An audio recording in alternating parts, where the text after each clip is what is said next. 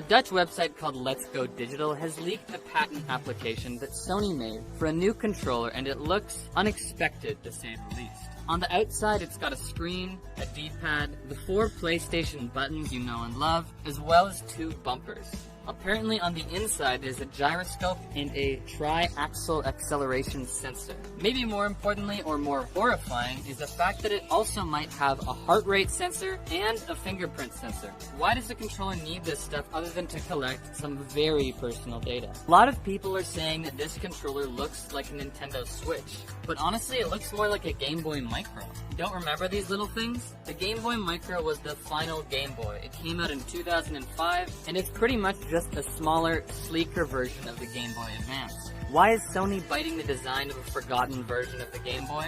Well, they might not be. Some people are speculating that Sony is just trying to mislead all the Dutch internet sleuths by registering red herring patents. So this could just be a joke, but they could also be completely serious. Maybe Sony wants to drag us on a walk down memory lane. Nostalgia does sell, after all. The Dutch have also made a mock-up of what they think is a more realistic version of the DualShock 5.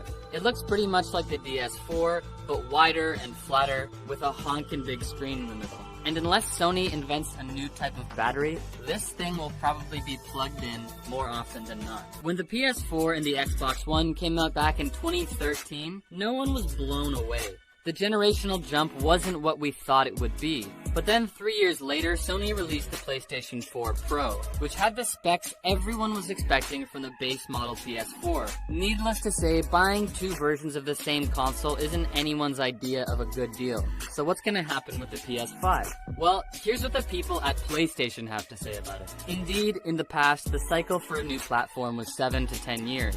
But in view of the very rapid development and evolution of technology, it's really a 6 to 7 year platform cycle. Then, we cannot fully catch up with the rapid development of the technology, therefore our thinking is that as far as a platform is concerned for the PS5, it's a cycle of maybe 6 to 7 years. But doing that, a platform lifecycle, we should be able to change hardware itself and try to incorporate advancements in technology. That was the thinking behind it, and the test case of that thinking was the PS4 Pro that launched in the midway of the PS4 lifecycle. So this sounds like it won't actually be a Pro version, or in Xbox's case, an X version. It seems more like they're going to call it a day on the 5 after 6 years and go straight to the PlayStation 6. For a consumer, it's a lot more enticing to buy the shiny new console, the next generation, instead of a slightly more powerful variation on the one you already have. But what about the competition? If Sony wants to monopolize the gaming industry, they're gonna have to show how much better their console is than the rest. The Nintendo Switch, although it's great, has a different audience. So we can cross that off the list right away. And the Google Stadia wasted no time proving itself to be irrelevant.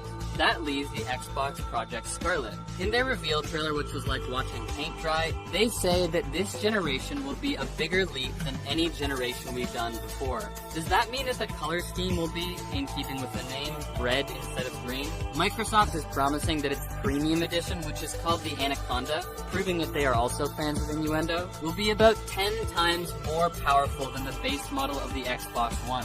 It will also, somehow, be cross-compatible with PC and Nintendo Switch. And then there's the fact that Microsoft and Sony will be working together. Although the nuts and bolts of the arrangement are vague at this point, there are 2 main points worth mentioning. One is the fact that the 2 companies will be collaborating on AI. The other, more important point, is that the 2 tech giants will be pooling their resources to build cloud infrastructure. The collaboration is confusing for fanboys of both consoles, but reps from both Xbox and PlayStation have point-blank denied that they'll merge the consoles into one. But who knows? Details are light from both camps, and it wouldn't be the first time that big companies have gone back on their word.